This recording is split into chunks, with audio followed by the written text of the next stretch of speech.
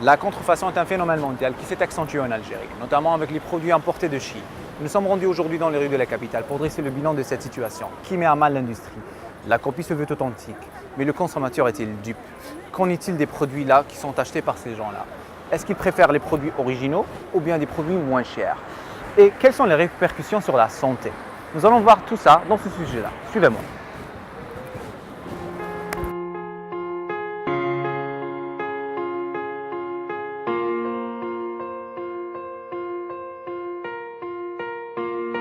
La production et la vente de produits contrefaits est un énorme problème à l'échelle mondiale et qui a de graves conséquences sur l'économie, surtout sur la santé.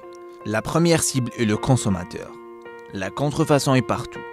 Elle peut affecter ce que nous mangeons, ce que nous regardons, les médicaments que nous prenons et même les vêtements que nous portons.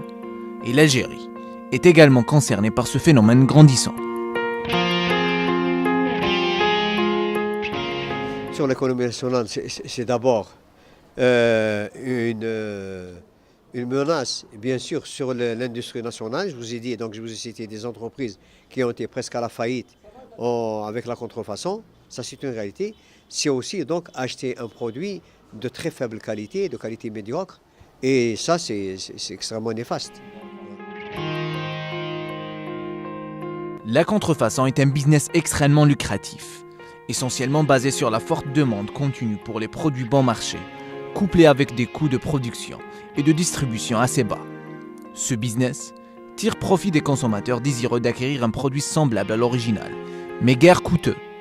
Ces gens-là sont souvent dans une situation financière délicate. Mais selon le docteur Zebdi, tant que les produits contrefaits ne nuisent pas aux consommateurs, ils ne représentent pas une menace importante, car le citoyen moyen ne peut se permettre d'acheter un produit à un coût élevé. Nous, on est contre tout produit contrefait, même s'il est d'origine, mais qui peut être nuisible aux consommateurs sur ses intérêts financiers ou moraux. Pour ce qui est de la marque, c'est au propriétaire de cette marque de défendre sa marque. Pour nous, même s'il y a un produit contrefait qui assume pleinement sa tâche et qui n'apporte aucune nuisance, on ne va pas œuvrer pour le retirer du marché. Je citerai l'exemple de quelques CD contrefaits ou quelques logiciels contrefaits. Puisqu'il assume pleinement sa tâche, tant que pour nous, il n'y a aucun intérêt, au contraire, c'est dans l'intérêt financier du consommateur. La tentation est souvent assez forte et l'acheteur a du mal à résister aux prix alléchants proposés. Mais malheureusement, beaucoup d'entre eux ne connaissent pas les risques et les conséquences liées à cette industrie illicite. Acheter un sac à main contrefait ou des jeans, par exemple, pourrait ne pas être considéré comme une transaction illégale. Pour eux, c'est tout simplement un moyen moins coûteux de porter les derniers articles de mode.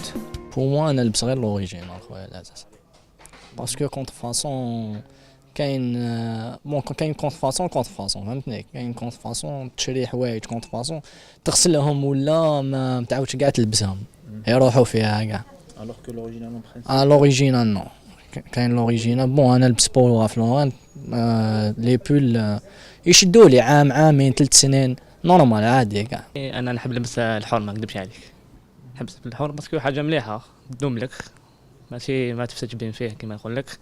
وكنت بارسون بارتو في الجزائر هذه بارتو كما نقولوا لاشين هادو هما. Mais ce qui est dangereux est que le choix d'un produit contrefait signifie également risquer sa santé.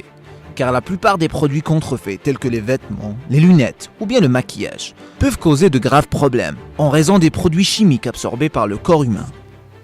Pour des nuisances sur la santé, il faut savoir, surtout quand il s'agit d'habillement ou de produits cosmétiques, que ces produits peuvent contenir certaines substances non conformes. Ces substances peuvent être toxiques et induire des répercussions très néfastes sur la santé du consommateur, surtout ce qui est des produits cosmétiques et shampoings. Il faut se dire que c'est en contact direct avec la peau et l'imprégnation, l'absorption, elle est très rapide. On a même vu des cas d'hospitalisation dus à certains produits cosmétiques.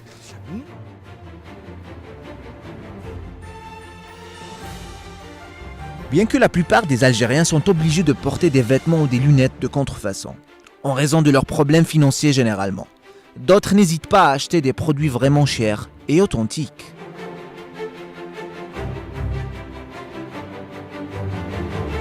Les consommateurs ont également une responsabilité sur leur choix d'achat, alors que les consommateurs ne peuvent souvent pas identifier les produits contrefaits, tels que les médicaments contenant des produits dangereux.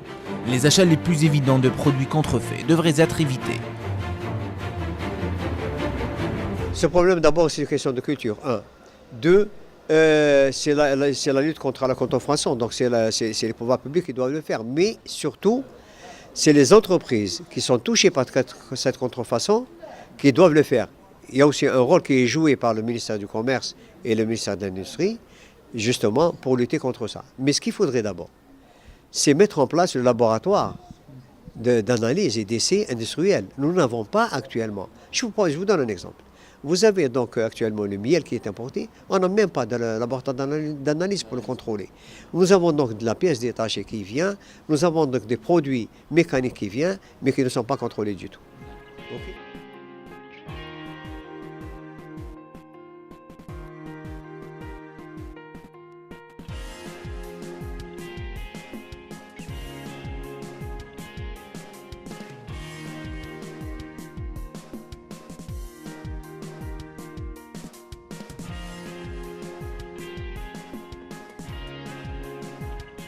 La contrefaçon existe et existera aussi longtemps que les clients décident d'acheter du contrefait. Et de ce fait, encourager ce forme de commerce illégal.